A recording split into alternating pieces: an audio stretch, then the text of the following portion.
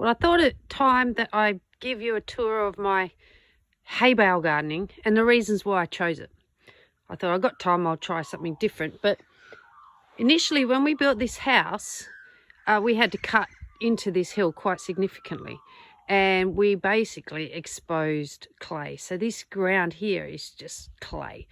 It gets really wet. The water doesn't drain off really well in winter, although there's some ag drain around the side. Nothing grows there. Even the kike, I gave it a good shot, didn't grow very well.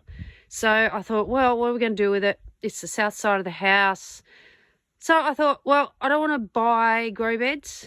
They cost a lot of money. I don't want to buy all the soil to put in them and compost. That costs a huge amount of money. I thought, well, I could kill two birds with one stone. I've been looking on YouTube about all this hay bale gardening stuff.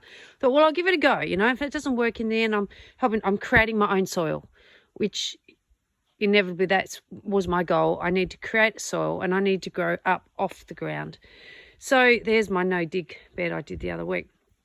So hay bale gardening, there's loads of YouTube clips and they say different ways to condition your bale. You've got to condition your bale first. I sort of chose the halfway, you know, for the first 2 weeks, just I put blood and bone in, water it in, and then sometimes put fish emulsion, water it in, or worm wee, and just every day just run water through the hay and the straw. These are straw bales, not hay bales, so you don't have all those seeds. And it was a lot of water. And, you know, we're on rainwater and dam water, so it did drain the tanks a lot. So for that reason, I actually wouldn't do it again. And they do tend to dry out.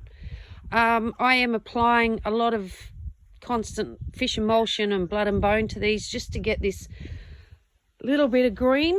So I wouldn't do it again because I'm having to apply so much to it all the time. I've stuck my little compost thermometer in there, and in this hay bale it's 24 degrees, which is quite a nice temperature for the roots. So over winter, these veggies actually should continue to grow all right because their roots are warm. As long as those roots are warm, you can still maintain your growth. I am interested to compare, though, with how this no-dig bed goes next door. But certainly I can't plant straight into the ground here. I tried a lot of different things. Oh, I even decided to set them up so I could put a compost in the middle. This one now, I did fill it right up and I went over the top a bit and it's breaking down. And I do put my little whirly compost stirrer in there and stir it up, trying to make some compost. And the same, this is what I'm making at the moment. So there's grass clippings, some old pellets in there, marron pellets, and a few other things in there. My potatoes, trialling those potatoes. The ground over here, I've just put lots of cardboard. I am going to put some more paper down everywhere today on the ground today. If I get time, I've got to go to the post office, see if I can have some newspapers. And then I've got straw, which I'm going to put over the ground to try and stop the weeds coming through. That enclosure in there is actually Spencer's nighttime. That's his lockdown area at nighttime. So he has a space in there where he has his kennel and he sleeps. He can't go anywhere, but he can still go out and do his wee and poo. Because unfortunately, as a rescue cat, he was never toilet trained or taught to use a kitty litter, we learnt. So they're doing okay. If these plants were in the ground, I imagine they probably would have done a lot better. This was my little trial with it. Well, no, it was a mistake.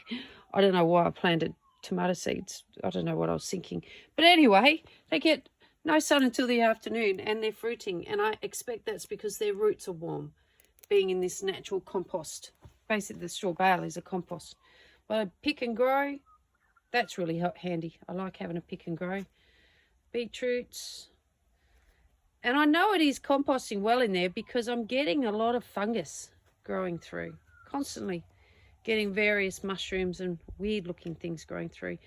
However, you know, the leaves are still a bit, I know that looks green, but there's actually blotchy yellow in there, and these are quite slow growing, and I'm getting bugs because they're growing slower. You want good quick growth. Healthier the leaf, the less insect damage you're going to get. Now these have been in here for a while, so you can see they're not in ideal condition, and I've been giving them heaps of stuff. So, and consequently I'm getting that little white fly on it, still getting cabbage moth. Oh, there we go, cabbage moth laying their eggs on there. Go around and squish them or use dipel. These carrots have been in here for ages. I've got some elsewhere which are growing much faster. So yeah, Would I do it again? No.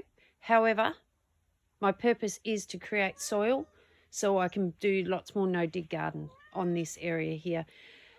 And I have learnt that I need to bring it away from, like here I've planted along here and gone, oh, hang on, the winter sun, it's dropped. And this space doesn't get sun until about 3 in the afternoon, which is not enough sun.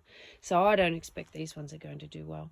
So when this whole bed is finished here, I'll actually be moving everything more over to the left so they get more winter sun, which will give me a prolonged life in the veggie garden in this space here. It's just giving me more space to grow. All right, if you've got any questions about hay bale gardening, I am no expert at all, but just give me a call. I'm still getting my head around it, learning by making mistakes, which is the best way to learn, and happy to do so. So, yeah, okay, have fun.